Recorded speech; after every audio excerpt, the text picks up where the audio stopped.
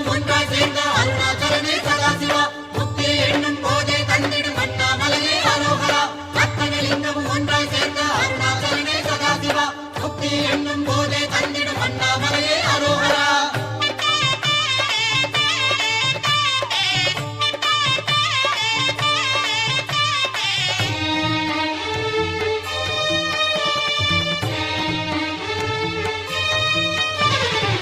அண்ணாமலைக்கு மேலே ஆடும் யோக தீபமே ஆனந்தமாக அசைந்தாடுகின்ற தீபமே தென்னாடுடைய சிவனே தீயான அருணாசலனே தென்னாடுடைய சிவனே தீயான அருணாசலனே